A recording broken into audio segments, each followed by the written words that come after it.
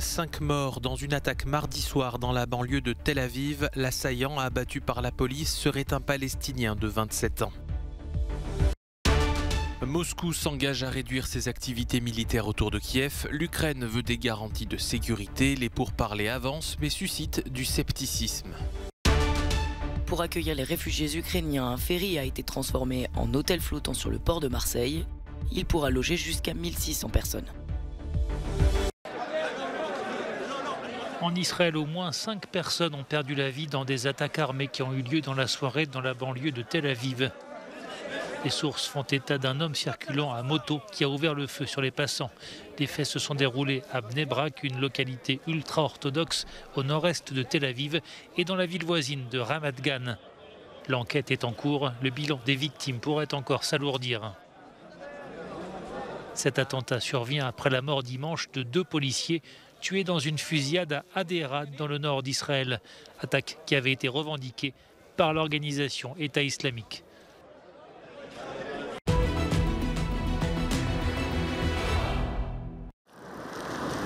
Il s'agit d'une désescalade et non d'un cessez-le-feu, a averti la délégation russe lors du dernier cycle de pourparlers sur l'Ukraine qui s'est tenu en Turquie. Moscou s'est engagé à réduire radicalement son activité militaire en direction de Kiev et Tchernihiv, une promesse que les pompiers ukrainiens attendent de voir se concrétiser alors qu'ils tentaient mardi de maîtriser des feux déclenchés par une frappe russe à l'extérieur de la capitale. Ces pourparlers suscitent de l'espoir mais aussi du scepticisme. Les négociateurs ukrainiens ont proposé d'adopter un statut neutre en échange de garanties. Kiev veut que sa sécurité soit assurée par les principaux pays occidentaux, mais aussi la Chine, la Turquie, la Pologne et Israël. Après cette journée de négociation, le président ukrainien s'est montré prudent. Nous pouvons dire que les signaux que nous entendons des négociations sont positifs, mais ils ne noient pas les explosions des obus russes. Pour les négociateurs de Moscou, la réduction des activités de combat près de la capitale est un geste de bonne volonté visant à instaurer une confiance mutuelle. Mais pour Washington, il pourrait s'agir d'un simple repositionnement des troupes russes qui se seraient enlisées. Le secrétaire d'État Antony Blinken, en visite au Maroc, ne semble pas convaincu par les engagements de Moscou. Je laisserai à nos partenaires ukrainiens le soin de caractériser s'il y a un véritable progrès et si la Russie est engagée de manière significative. Ce que je peux dire, c'est qu'il y a ce que la Russie dit et il y a ce qu'elle fait. Réaction similaire de Londres qui dit vouloir juger le Kremlin sur ses actes. Le président français s'est quant à lui entretenu avec Vladimir Poutine. L'Élysée a estimé que les conditions d'une opération humanitaire à Mariupol n'étaient à ce stade pas réunies. Depuis le début de la guerre en Ukraine, les pays occidentaux multiplient les expulsions de diplomates russes. Ce mardi, la Belgique a décidé à son tour d'expulser 21 personnes travaillant pour l'ambassade de Russie à Bruxelles et pour le consulat d'Anvers.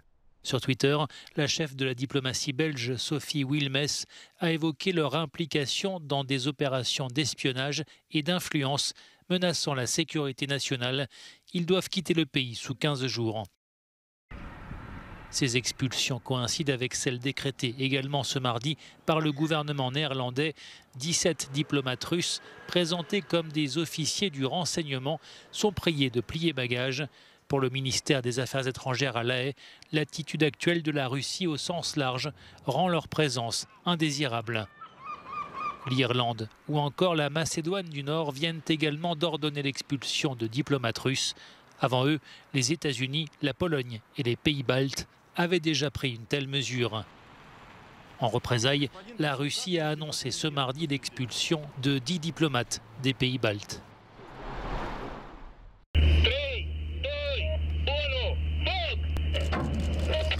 Une mine à la dérive en provenance d'Ukraine, neutralisée dans la mer Noire. Depuis samedi, 3 engins explosifs de ce type ont été découverts, 2 dans les eaux territoriales turques et le 3e près des côtes roumaines. Notre équipe en Roumanie a suivi sur place l'opération de déminage.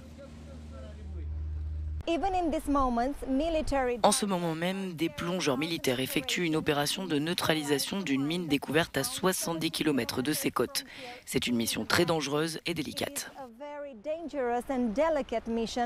Ces mines ont été repérées par des bateaux de pêche qui ont aussitôt donné l'alerte. Les autorités roumaines et turques mettent en garde les marins face au risque de tomber sur ces engins explosifs dérivant depuis la zone de conflit ukrainien.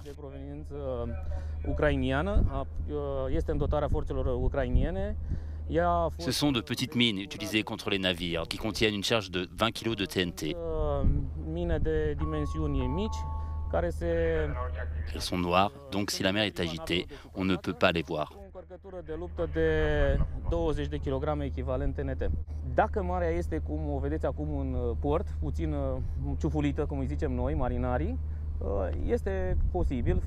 Des mines difficilement repérables, d'où la recommandation faite aux navires de renforcer la surveillance visuelle et les communications radio.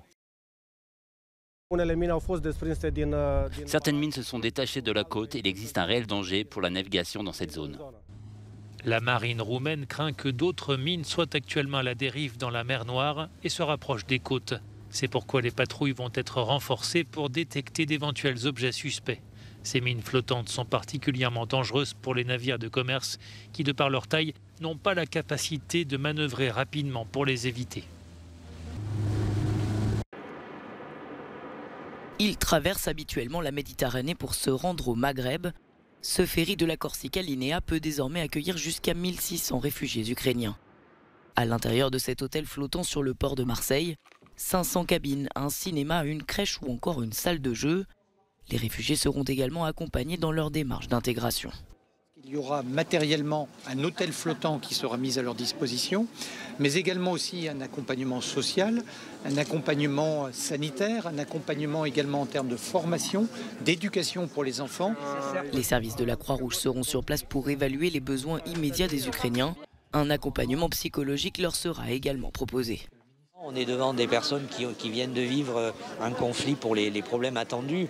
La relation, le soutien psychologique et l'accompagnement et même l'effet un peu dépressif post-crise, on va le vivre. Mais tout est organisé à bord pour qu'on le détecte surtout. Ce projet fait partie des mesures développées par la France pour accueillir les Ukrainiens fuyant l'invasion russe. Pour l'heure, plus de 12 600 autorisations provisoires de séjour ont été délivrées en France, dont plus d'1 millier ici, dans les Bouches-du-Rhône. Ce retraité d'Irlande du Nord est inquiet. Tous les 2 jours, il vérifie dans son réservoir la quantité de fioul qu'il lui reste. Il calcule sa consommation et pense au montant de sa prochaine facture de chauffage.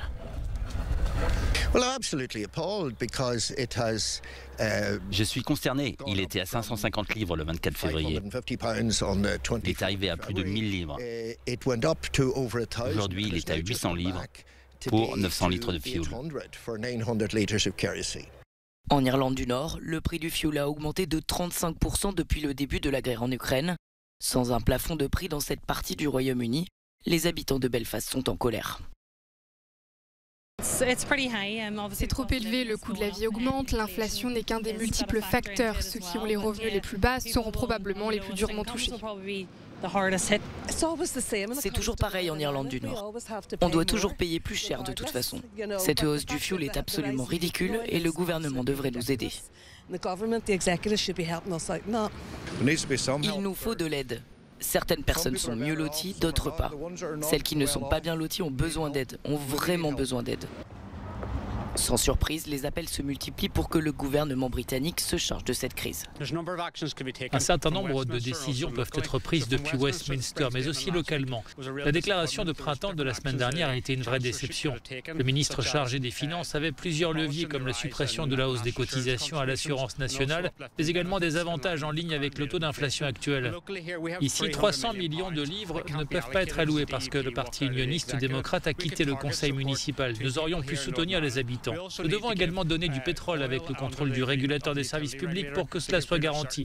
Enfin, nous devons établir des plafonds de prix. Ils ont été mis en place en Grande-Bretagne, ils doivent l'être ici aussi. Le taux d'augmentation du prix du fioul, du gaz et de l'électricité ici en Irlande du Nord est le plus élevé de l'Union européenne. Avec l'heure d'été, la consommation sera plus faible dans les mois à venir. Mais si rien n'est fait pour faire face à la hausse du coût de l'énergie, les propriétaires modestes d'Irlande du Nord auront des décisions difficiles à prendre pour parvenir jusqu'à l'heure d'hiver. This is Ken Murray for Euronews, Belfast, Northern Ireland.